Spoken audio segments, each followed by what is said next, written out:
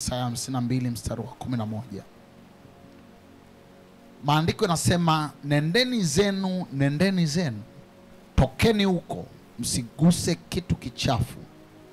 Tokeni kati yake, iweni safi ninyi mnaochukua vyombo vya Bwana.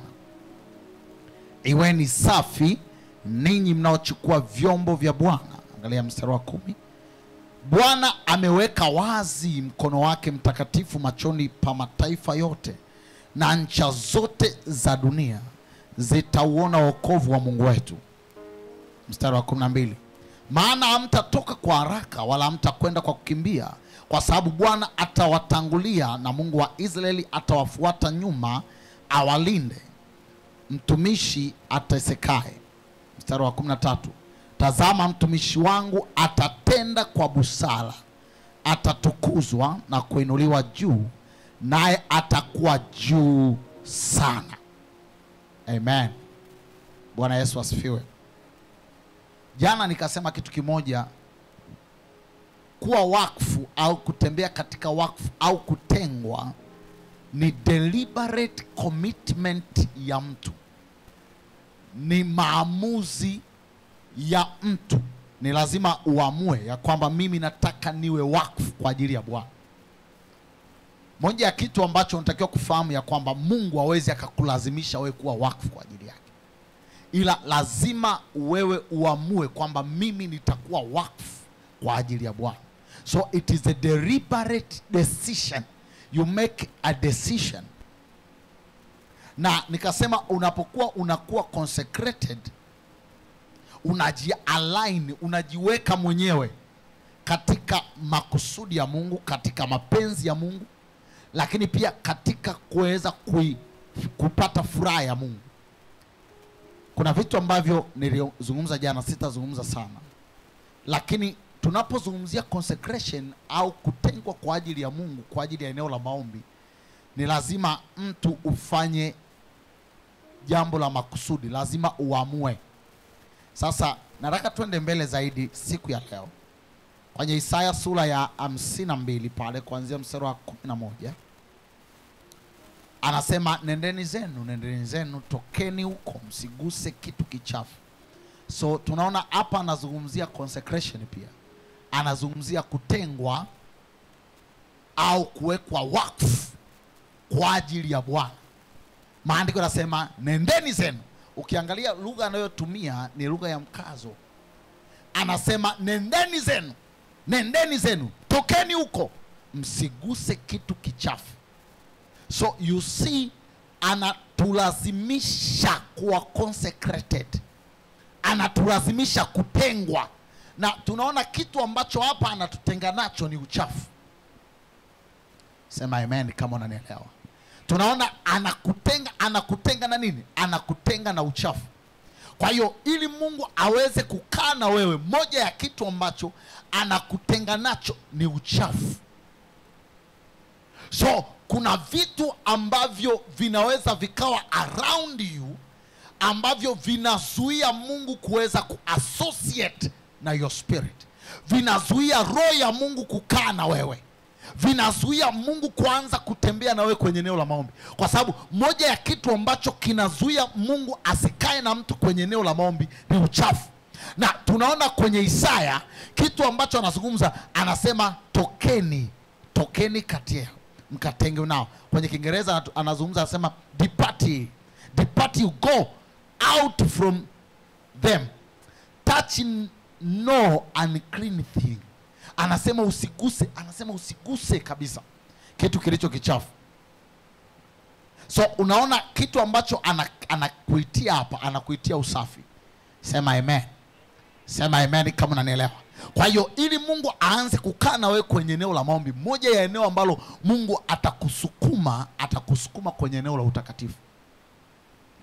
Sema amen kama unanielewa. Kwa hiyo hakuna mtu ambaye anaweza akawa muombaji na at the same time akawa mtenda dhambi. Lazima kuna kitu kimoja kife. Ni either maombi ya uwe dhambi au dhambi iue maisha yako ya maombi. Kuna mtu ananielewa ninachoongea? So kwa kadiri ambavyo unakuwa unajitenga kwa ajili ya Bwana, kwa ajili ya eneo la maombi, lazima kuna tabia zinatakiwa zianze kufa. Lazima kuna maisha ya dhambi yaanze kufa. Kwa nini? Kwa sababu ili Mungu akae na wewe, lazima uwe katika hali ya utakatifu. Lazima uwe katika hali ya utakatifu. Na ndio maana kuna vitu ambavyo unapoendelea kutenda dhambi, unapoendelea kuishi na dhambi, unajikuta kuna baadhi ya vitu vya kiungu ndani yako vinakufa. Kwa nini vinakufa? Kwa sababu dhambi na Mungu havikai pamoja. Moja ya sifa kubwa ya Mungu ambayo shetani hana ni utakatifu. So ili kuweza kufanya Mungu akae na wewe, moja ya kitu unachokihitaji ni utakatifu. Sema amen kama unanielewa. Kwa hiyo Mungu anakuja kwako, anakuita kwenye utakatifu. Anakuambia ondoka, ondoka kwenye uchafu, ondoka kwenye dhambi, ondoka kwenye dhambi. Kwa anapokuambia ondoka kwenye dhambi, manake automatically stay close to me, stay with me. Kwa hiyo unaanza kukaa karibu na Mungu wakati unajitenga mbali na dhambi. The more you stay far from sin, the more you stay closer to God. Wangapi wananielewa ninachoongea? Na ndio maana tabia fulani zikiwa ndani yako, mwenendo fulani ukiwa ndani yako, ule mwenendo unaua maisha yako ya maombi. Wangapi wananielewa? Ukiwa unakaa kwenye sexual immorality, utajikuta automatically umekaa kwenye zinaa. Kuna maisha ya maombi ndani yako yanakufa. Yanakufa kwa nini? Kwa sababu maombi ni spirit, and it is the spirit of God. Kuna mtu anaelewa ninachoongea? Na hii roho ili izidi kustawi ndani yako, roho ya kuomba izidi kustawi ndani yako, lazima utoke kwenye hali fulani za uchafu. Na moja ya uchafu ni uchafu wa zina. Wangapi wananielewa? Maandiko yanasema nendeni zenu, tokeni huko. Tokeni wapi? Kwa hiyo kwenye utakatifu ni mahali fulani, na kwenye dhambi ni mahali fulani. Kwa nini Mungu anasema tokeni huko? Manake a person can stay in the place of sin kama maisha. Wangapi wananielewa? So Mungu anakuita from that place of sin. Anakuita utoke kutoka kwenye hilo eneo la dhambi. Because I want to walk with you. Nataka nitembee na wewe. Nataka nikae pamoja na wewe. I want to stay with you.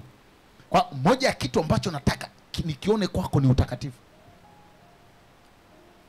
So Mungu anapotaka aanze kutembea na wewe kwenye eneo la maombi, utajikuta automatically kuna baadhi ya tabia za dhambi anaanza kukutenga nazo.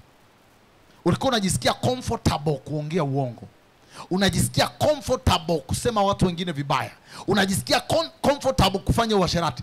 Kwa sababu Mungu anataka akae na wewe, kuna hali itakuja ndani yako. He is holy God. Kuna hali itakuja ndani yako. Now you begin to feel bad about those stuffs. Utaanza kujisikia vibaya. Kuna vitu utakuwa unaenda kufanya, lakini mara baada ya kufanya, in your spirit unajisikia vibaya. That's why ukiwa unafanya dhambi na unajisikia comfortable, ni dalili mbaya ya kwamba utu wako wa ndani umekufa. Nani anaelewa ninachoongea? So Roho Mtakatifu anapotaka kukuita kwenye eneo la maombi, anaongeza hali yako ndani ya utakatifu. You be so conscious about holiness. You never feel comfortable about any kind of sin.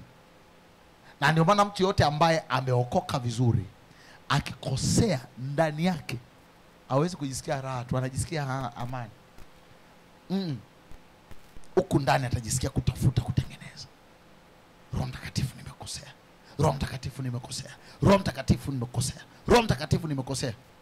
Unaona Isaya anasema tokeni. Tokeni. Tokeni. Tokeni huko. Amen. Kwa hiyo unaona consecration inakutaka ujitenge mbali na nini? Na dhambi. Jitenge mbali na dhambi. Kwenye mstari wa 10, Bwana ameweka wazi mkono wake mtakatifu machoni pa mataifa yote, na ncha zote za dunia zitauona wokovu wa Mungu. Maana hamtatoka kwa haraka wala hamtakwenda kwa kukimbia kwa sababu Bwana atawatangulia na Mungu wa Israeli atawafuata nyuma awalinde. Now Mungu, unaona hapa Mungu anakuwa sehemu ya safari yao, kwa sababu hao watu wametoka kwenye dhambi tayari. Amewaambia tokeni, msiguse kitu kilicho kichafu, tokeni kati yao, ondokeni kwenye uchafu, ondokeni. Then anasema mimi Mungu, mstari wa 11 wa 12 anasema, maana hamtatoka kwa haraka wala hamtakwenda kwa kukimbia, kwa sababu Bwana atafanya nini? Atawatangulia na Mungu wa Israeli atawafuata nyuma awalinde. Maana yake at this time, kwa sababu niko pamoja na Mungu, sitakwenda kwa haraka, vitu vyangu havitakwenda ovyo. Unanielewa? Kwenye huu mstari anaonesha Mungu anaanza kuassociate na wana wa Israeli, anaanza kuassociate nao kwa sababu amewaambia tokeni, msiguse kilicho kichafu, ninyi mnaochukua vyombo vya nini. Sasa nataka niongee kitu kimoja cha msingi kikusaidia. Kwenye ule mstari wa kwanza anasema tokeni huko, msiguse kitu kichafu, tokeni kati yake, iweni safi ninyi mnaochukua vyombo vya nini? Ninyi mnaochukua vyombo vya nini? Vya Bwana. Nao unaona hapa ana advocate holiness kwa watu special. Hawa ni watu wa madhabahuni, anaita kwenye utakatifu, anasema come. Kuna kitu ambacho mtu ukiona unakaa kwenye madhabahu ya Mungu na umejiassociate na uchafu, kuna vitu Mungu haanzi kufanya kazi na wewe. Ingekuwa enzi zile, mtu yote ambaye akienda kwenye madhabahu ya Bwana akiwa na uchafu alikuwa anaishi? No, alikuwa anakufa instantly. Sasa hivi ni kweli hafi katika mwili, lakini ukweli kuna vitu kwenye maisha yako vitaanza kufa. Hakuna mtu ambaye anashika vyombo vya Bwana alafu anashika na uchafu, alafu vitu anavyovishika vikaishi. Utajikuta kila kitu unachokishika kinakufa. Kwa nini kinakufa? Kwa sababu ya uchafu. Kwa hiyo ili vitu ambavyo Mungu anakupa kuvishika viwe na uhai, atakutaka ukae kwenye utakatifu. Wangapi wananielewa? Mwambie jirani yako, Mungu anakutaka ukae kwenye utakatifu. Mwambie tena, Mungu anakutaka ukae kwenye utakatifu kwa sababu umebeba vyombo vyake. Kuna vitu Mungu amewekeza ndani yako. Sasa inawezekana isiwe tu kwa yule ambaye anasimama kwenye madhabahu, lakini kuna vitu Mungu ameweka ndani yako. Kuna neema Mungu ameweka ndani yako. Kuna Yesu yuko ndani yako. Wewe ni chombo cha Bwana kwa sababu Bwana anakaa ndani yako. Wangapi wananielewa ninachoongea? So Mungu anakutaka ukae kwenye utakatifu kwa sababu kuna kitu ameweka ndani yako. Anasema kaa mbali na uchafu. I want to use you. I want to walk with you. I want to do great and mighty things with you. Separate yourself from sin. Ondoka kwenye uchafu. Ondoka kwenye dhambi za siri. Sometimes unajua kuna vitu mtu unaweza kuwa unafanya kwa sababu now my pastor doesn't see me. Pastor anioni. Kiongozi wangu wanioni. Mtu fulani anioni. Washirika wanioni. Okay, it is okay. But there is God who see you. Kuna Mungu anayefanya nini? Anayekuona. So you can be comfortable doing sin and God is watching. And sometimes Mungu waga na tabia ya kuvumilia. He's so patient with us. Sometimes Mungu anaweza kawa na kuangalia one time, second time, third time. Ila kuna wakati Mungu anauondoaga utukufu wake. You become dry. Anakuacha. Kwa sababu at this time you don't feel anything. Even when he's speaking. Anakaa pale, Roho Mtakatifu anaweza kukaa pale na kuangalia. So unafanya dhambi, ukimaliza unaondoka. Anakuangalia. Na unajua Roho Mtakatifu ni mtakatifu. Ukiwa unatenda dhambi, Roho Mtakatifu haondoki. Anakuweko hapo ili akukumbushe kutubu. Wangapi wananielewa ninachoongea? So you can stay somewhere comfortable doing sin. Roho Mtakatifu anakuambia no, tokeni kati yao, msiguse vitu vilivyo vichafu. Unaelewa ninachoongea? Now Mungu anakuita, anataka kutenge nao, anakutenga na dhambi kwa sababu kuna vitu vilivyo bora anavyotaka uvibebe. Kuna vitu ambavyo ni bora anavyotaka uvishike. So kama Mungu anasema usishike kilicho kichafu, manake ana vitu vilivyo safi anavyotaka kukupa. Kuna vitu ambavyo ni bora ambavyo anataka wewe uvibebe. So the more unavyoshikilia vitu vilivyo vichafu, the more unavyokuwa mbali na Mungu, mbali na vitu vizuri anavyotaka kukupa. Or sometimes nisikilize, kuna biashara labda Mungu anataka kukupa kubwa. Biashara anayotaka kukupa hawezi akakupa akiangalia maisha yako. The more akiangalia maisha yako, anagundua maisha yako yako vibaya. Akiangalia mwenendo wako, anagundua uko vibaya. So now you can see, maandiko yanasema tokeni. Sema amen. Sema amen. Na busara ambayo Mungu anaitaka hapa ili atukuzwe ni wewe kutengwa na dhambi, ni kutoka kwenye dhambi. Sema amen kama unanielewa. Wangapi wananielewa? Wangapi wananielewa? Now kutoka kwenye dhambi ni kitu cha msingi kwenye consecration, kwa sababu ndicho kitu ambacho kinamruhusu Mungu akae permanently ndani yako. Ndio kitu ambacho kinamruhusu Mungu afanye nini? Akae permanently ndani yako. Kutoka kwenye dhambi ndio kitu ambacho kinamruhusu Mungu akae permanently ndani yako. Permanently. Unanielewa ninachoongea? So Mungu hawezi akakaa ndani yako permanently kama kuna vitu haviko sawa. Kuna mtu ananielewa ninachoongea? So Mungu anataka urectify moyo wako. Your heart is the house of God. Moyo wako ni mahali ambapo Mungu anakaa. So the first place ambapo Mungu anataka urectify, upatengeneze, uweke pawe sawa ili Mungu akae, ni moyo wako. Sema amen kama unanielewa. Watu wa vyombo, Mungu awabariki. Amen. Bwana Yesu asifiwe. Bwana Yesu asifiwe. Now tuangalie channels ambazo Mungu anazitumia kwenye consecration. Nyenzo ambazo Mungu anazitumia ili kumweka mtu wakfu. Kwa hiyo mtu ambaye yuko wakfu, moja ya kitu ambacho lazima ufahamu ni mtu aliyetengwa na dhambi. Amen. Hauwezi ukasema niko wakfu au nimetengwa kwa ajili ya Bwana at the same time umekaa kwenye dhambi. Moja ya kitu ambacho kina prove ya kwamba wewe umetengwa kwa ajili ya Bwana ni wewe kuacha uchafu. Na niongee kitu kimoja kwa kila mmoja wetu aliyeko hapa. Check your life. Nasemaje? Check your life.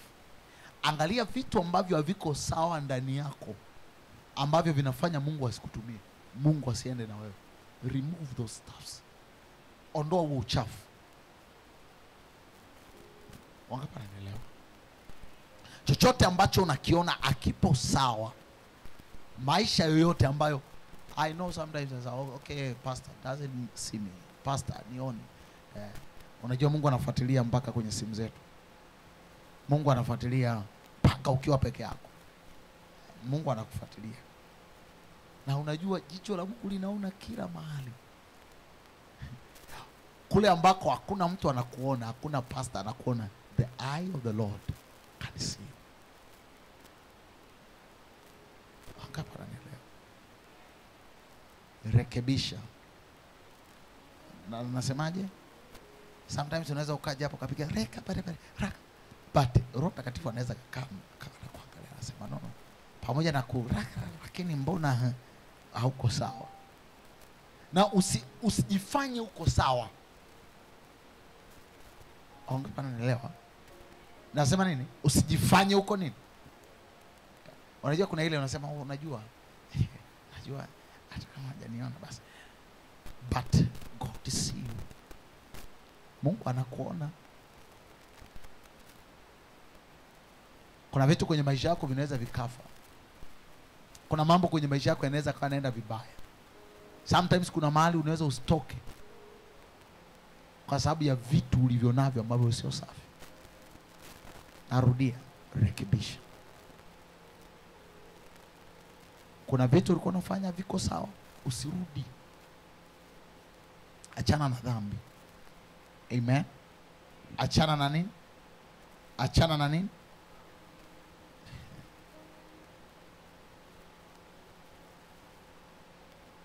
Nyenzo ya kwanza ambayo Mungu anaitumia ili kuwaweka watu wakfu, jambo la kwanza ni neno la Mungu. Neno la Mungu, the word of God. Neno la Mungu ni kitu ambacho Mungu anakitumia kuwaweka watu wakfu. Kila wakati Mungu anaposema na watu, anawatengeneza. Maana anasema ninyi mmekwisha kuwa safi kwa sababu ya lile neno nililowaambia. Kaeni ndani yangu na mimi. Ninyi mmekwisha kuwa safi kwa sababu ya nini? Ya lile neno. Mwambie rafiki yako, ninyi mmekuwa safi kwa sababu ya neno. Hayo automatically neno la Mungu ndilo ambalo linatutenga mbali na uchafu. Linatutenga mbali na uchafu. Amen. Yohana sura 15 mstari wa 3. Anasema ninyi mmekwisha kuwa safi kwa sababu ya lile neno nililowaambia. Mmekuwa safi kwa sababu ya lile neno nililowaambia. Kwa hiyo neno la Mungu linafanya kazi ya pruning of character. Neno la Mungu ndilo ambalo linasafisha tabia za mtu, linasafisha maisha ya mtu, linasafisha mwenendo wa mtu. So the pruning of character, consecration of character inafanyika kwa sababu ya neno. So kwa kadiri ambavyo unasikia neno la Mungu ndivyo ambavyo unazidi kuwa safi. Usafi wa maisha yako unategemea neno. Sema amen kama unanielewa. Sema amen kama unanielewa. Alright, angalia kitabu cha Ezekiel sura ya 2. Mstari wa kwanza tutaangalia mpaka wa 4. Akaniambia, mwanadamu, simama kwa miguu yako, nami nitasema nawe. Naye aliposema nami, roho ikaniingia, ikanisimamisha, nikamsikia yeye aliyesema nao. So now you see, aliposema spirit entered. Kila unapomsikia Mungu kuna roho inaingia ndani yako. Kuna mtu ananielewa ninachoongea? Na ile roho inayoingia ndani yako ndio ambayo inakutenga na uchafu. That's why mtu yote ambaye anasikia neno la Mungu mara kwa mara, kuna vitu ndani vinaondoka. Hauwezi kuwa unasikia neno la Mungu kwa kumaanisha kila wakati alafu kabaki vile vile. Kila wakati unaposikia neno la Mungu, kazi ya neno la Mungu ni kukupurify, kukutakasa, kukusafisha. Angalia mstari wa pili, anasema naye aliposema nami, roho ikaniingia, ikanisimamisha, nikamsikia yeye aliyesema nami. Akaniambia, mwanadamu, na kutuma kwa wana wa Israeli, kwa mataifa wanaoasi, walioniasi mimi. Wao na baba zao wamekosa juu yangu, naam hata hivi leo. Angalia, akaniambia, mwanadamu, na kutuma kwa wana wa Israeli, kwa mataifa wanaoasi. So unaona huyu mtu baada ya kumsikia akawa ametengwa kwa ajili ya kutumwa. Wangapi wananielewa? So you cannot be sent unless you are consecrated. Na kitu ambacho kinamtenga mtu, every moment unaposikia neno la Mungu unatengwa kwa ajili ya kutumwa. Wangapi wananielewa? Mungu anaweza akakutuma kwenye biashara katikati ya watu wanaofanya biashara kwa uchawi na ufalme wa kutumia nguvu za giza, Mungu anakutuma huko. Maandiko yanasema Ezekiel alipokuwa akisikia akasimamishwa. Alafu Mungu akamwambia, sikiliza, nakutuma. Na ninakokutuma ni kwenye nyumba iliyoasi. So Mungu anaweza akakutuma kwenye kwa wafanyabiashara. Now you are going there as a businessman.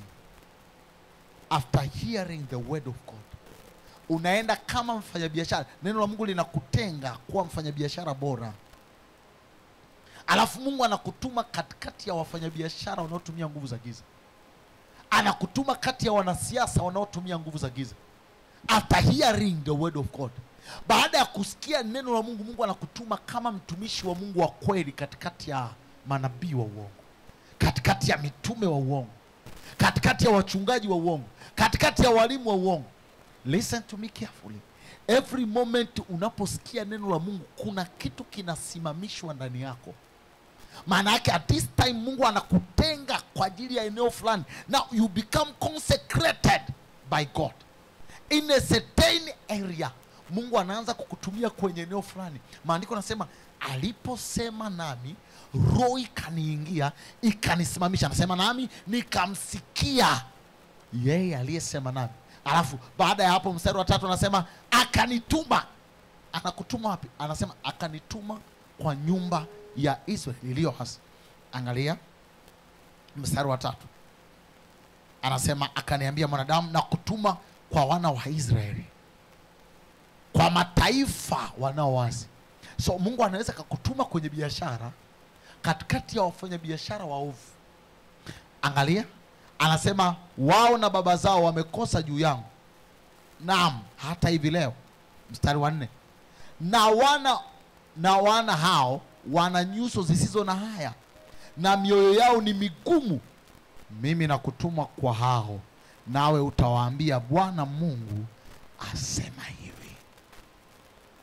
Na Mungu anaweza akakutuma katikati ya watu walioasi, katikati ya watu walioharibika, katikati ya watu wanaomkataa Mungu, alafu Mungu anakuinua juu yao.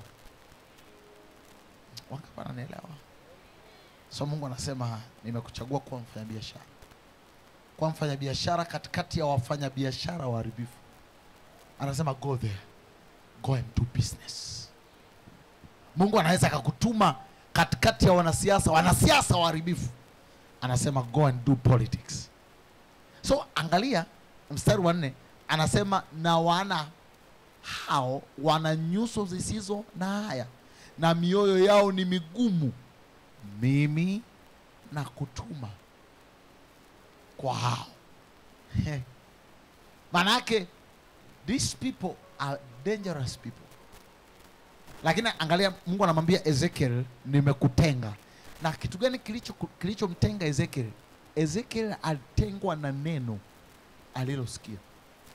Maana anasema aliposema nami, roho ikaniingia. Ile roho iliponiingia ikanisimamisha. So sometimes Mungu anasema nenda kwenye biashara, takuwa na wewe. Ulikuwa hauna moyo wa kufanya biashara za aina fulani, Mungu anaingiza ule moyo ndani yako. Bam. Kwa hiyo ukimwona mtu anafanya biashara kubwa na ameokoka, unajua sio sometimes kila mtu anayefanya biashara akafanikiwa anatumia nguvu za giza. Kuna roho nyuma ya kila mtu aliyesimama kwenye eneo fulani. Inategemeana na huyu mtu anatembea na madhabahu gani. Maandiko yanasema Ezekieli alisimamishwa na roho ya Mungu ndani yake. Every moment unapoanza kitu chochote cha Mungu na Mungu anataka kutumia, roho ya Mungu inaingia ndani yako, inakusimamisha kwenye hilo eneo. Wangapi wananielewa? Na kazi ya hiyo spirit ni kukutenga. Na hiyo spirit inakuja kutokana na neno unalosikia. Tumeangalia pale kwenye Yohana 15:3, ninyi mmekwisha kuwa safi kwa sababu ya lile neno. Kwa hiyo mmetengwa, nyinyi sio kama wale walio wachafu kwa sababu ya lile neno mlilolisikia. Anakuja kwenye Ezekiel anasema no, aliposema na mimi, roho sio tu kwamba ilinisafisha. Iliponisafisha ikanisimamisha. Anasema nami nikamsikia yeye aliyesema na mimi kwamba mimi ni mfanyabiashara mkubwa. Nikamsikia yeye aliyesema na mimi ya kwamba mimi ni mhubiri mkubwa. You know, kumbe Mungu anaweza kukutenga kuwa mhubiri mkubwa. Kwa kadiri ambavyo unasikia, Mungu anakutenga. That's why kuna aina ya mafundisho unatakiwa kuyasikia, kwa sababu yale mafundisho unayoyasikia ndio ambayo yanakutenga kuwa mtu wa aina fulani. So kwa kadiri ambavyo unasikia, yale mafundisho ndio yanayokutenga kuwa mfanyabiashara mkubwa, ndio yanayokutenga kuwa mhubiri mkubwa. Mafundisho unayoyasikia ndio ambayo yanakufanya uwe na fikra za tofauti kati ya vijana wengi wa umri wako.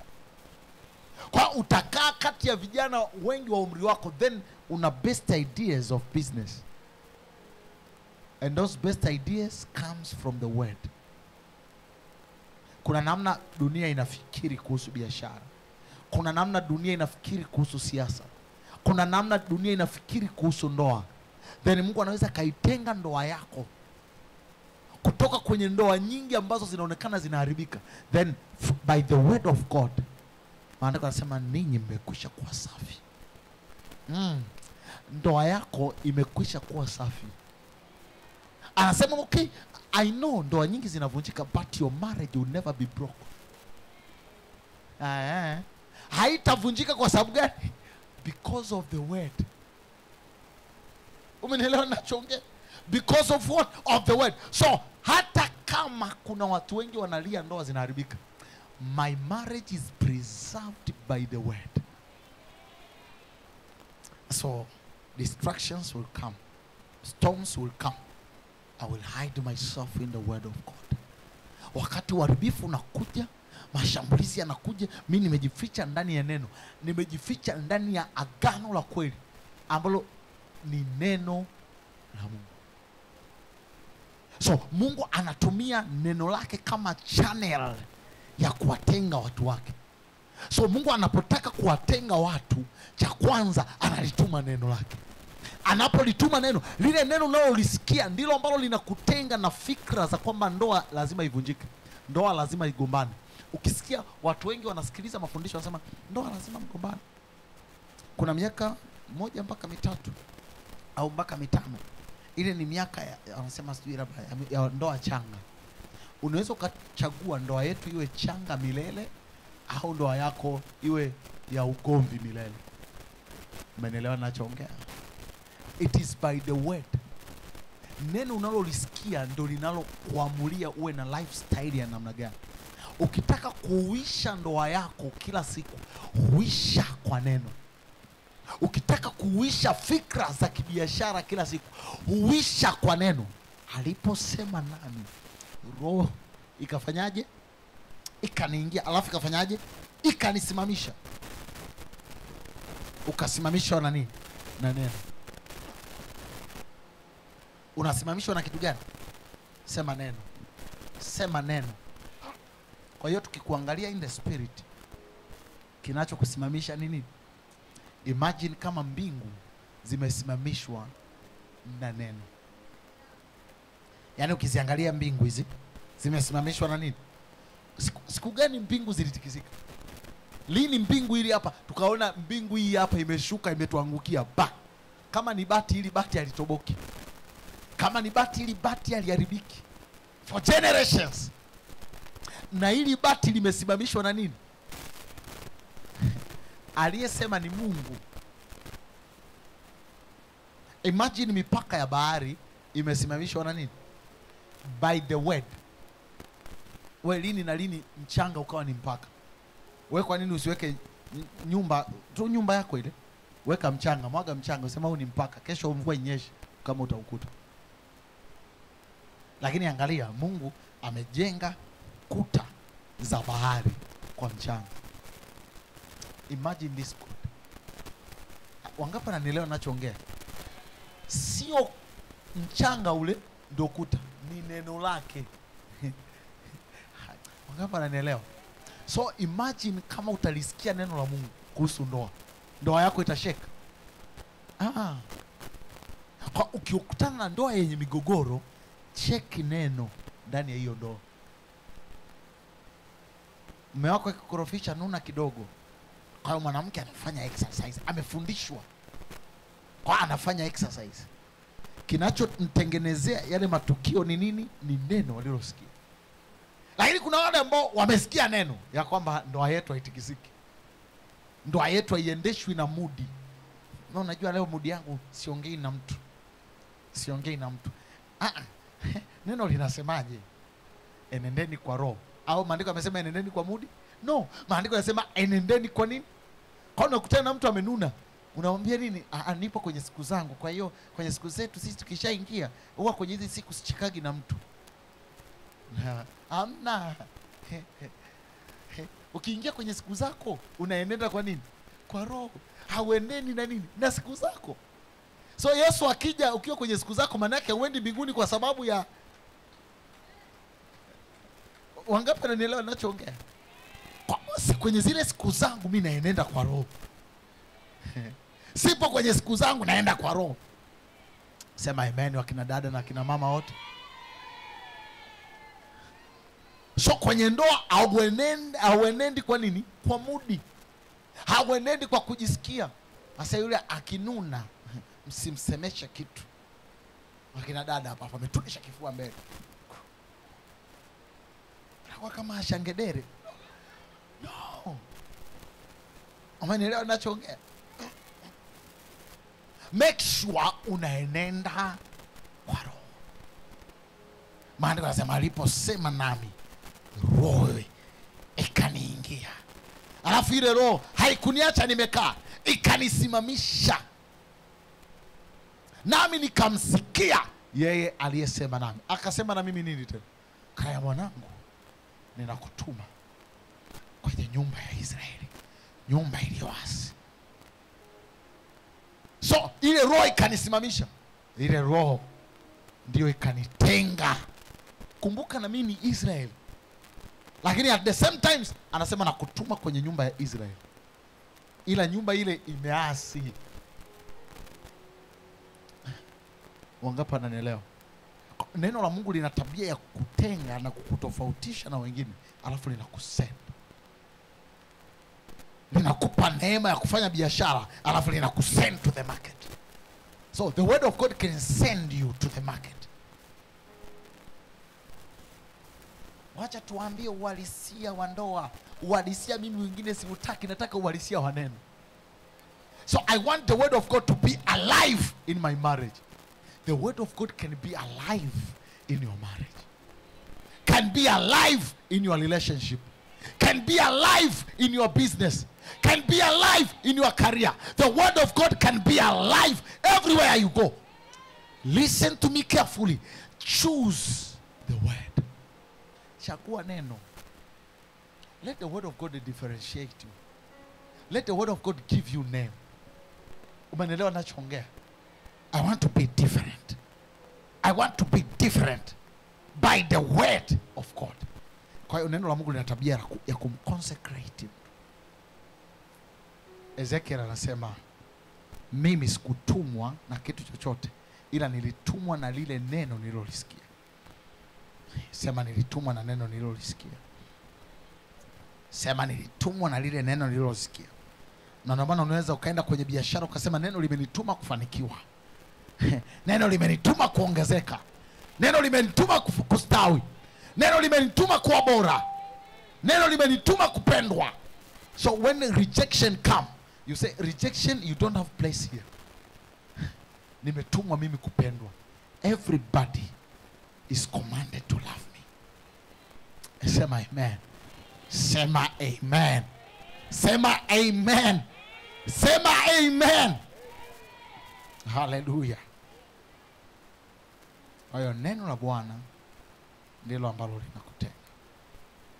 Lakini kitu cha pili ambacho Mungu anakitumia kutenga watu. My God. Nikitaka kufundisha hiki sasa tutaenda.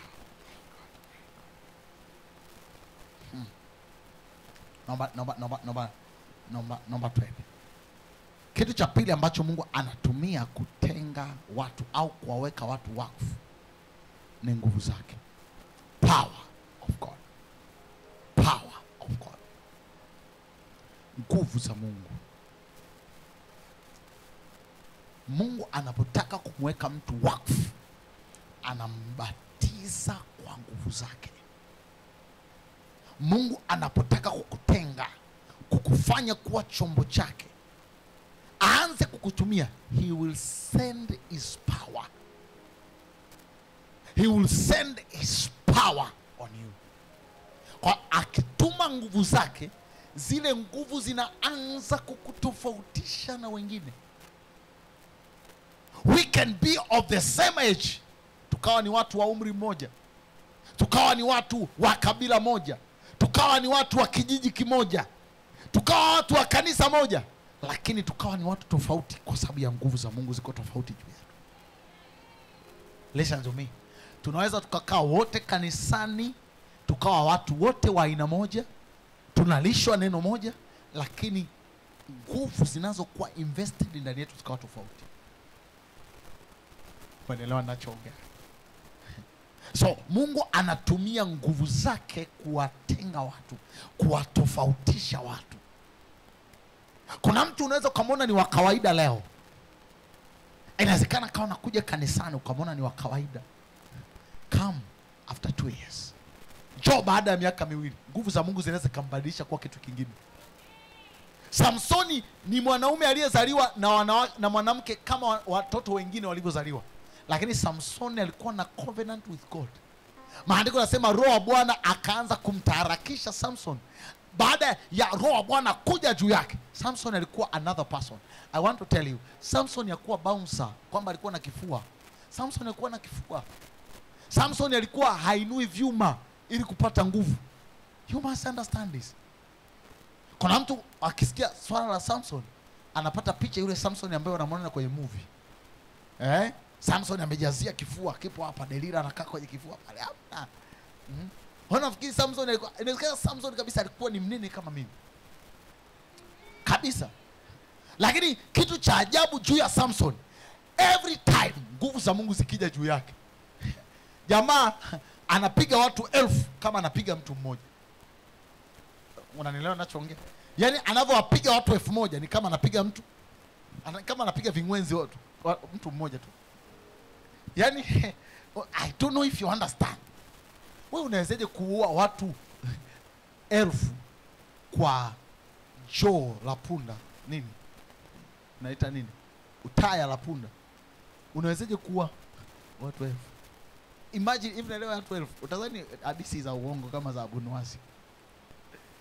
Unajua watu 1000 wewe, alafu jamaa tu wewe uko mmoja unafanya tu hivyo wenzako, kwamba wenyewe wanakuangalia tu.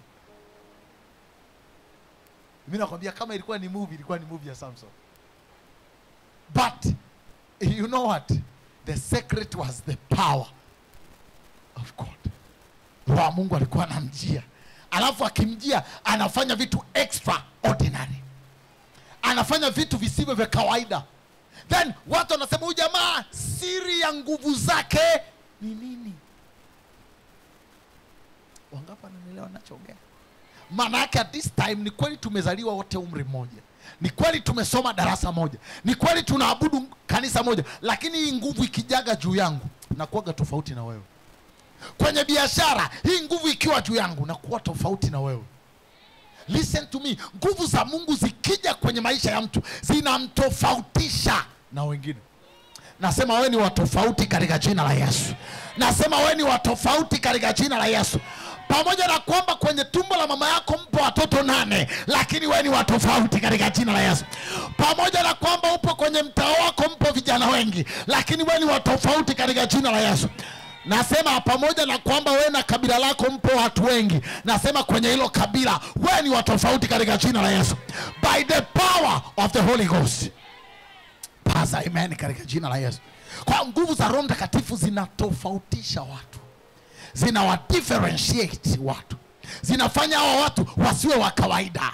Wakiwa wanaongea speech zao zisiwe za kawaida. Imagine mtu kwa nguvu za Roho Mtakatifu anafanya mtu asiyetembea atembee. By the power of the Spirit. Wewe niangalie hivi, but with the power of the Spirit of God I can do wonders. I can do extraordinary things. Hey, sema amen. Sema amen. Kama unanielewa sema amen. Kutoka sura ya 3 tunaona Musa anakutana na Mungu, alafu anapewa nguvu za Mungu, anaenda kwa Farao. Musa aliyemkimbia Farao. Kuna kitu kimetokea ndani ya Musa sio cha kawaida. Now I'm not alone, nimekuja na nguvu. Yule Musa sio yule tena.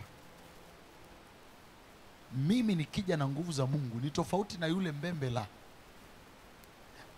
Unajua ukiangalia muscles unasema mbona jamaa ni mwembamba.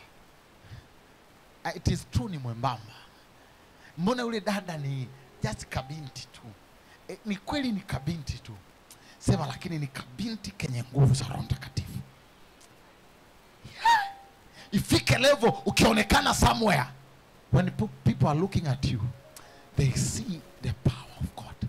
Wewe wanaona nguvu za Mungu. Wewe wanaona kale kadada ni kweli ni kadogo, lakini come on, the difference is power. Hapa nanielewa nachongea. Kwa hiyo kutoka sura ya 3, Musa alipokutana na Mungu, Musa anaondoka na fimbo. Anaondoka na fimbo, sio fimbo tu, lakini fimbo yenye nguvu. Sema amen.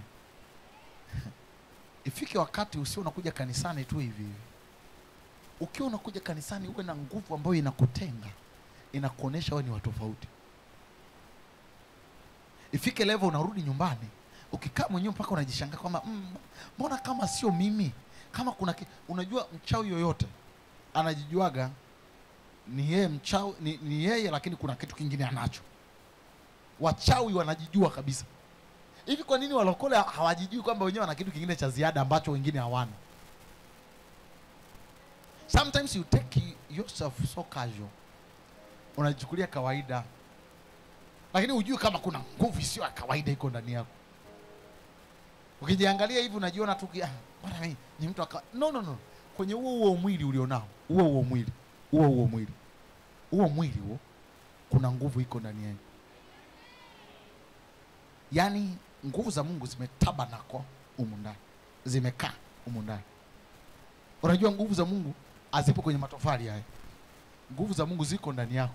At this time nguvu za Mungu hazitembei kwenye matofali. Nguvu za Mungu zinakaa. So sisi hapa ambao tumekusanyika hapa ndo carriers of the power. We are the house of God. In the New Testament, Mungu anakaa ndani yetu. Mungu akai tu ndani ya apostle, Mungu anakaa ndani yako. He is in you. In you. Imagine unaenda kwenye biashara, you have to understand, in my hands there is power. Na ndio maana maandiko yanasema mtaweka mikono juu ya wagonjwa nao watapata. Kwa hiyo mkono sio mkono. Huu mkono ni channel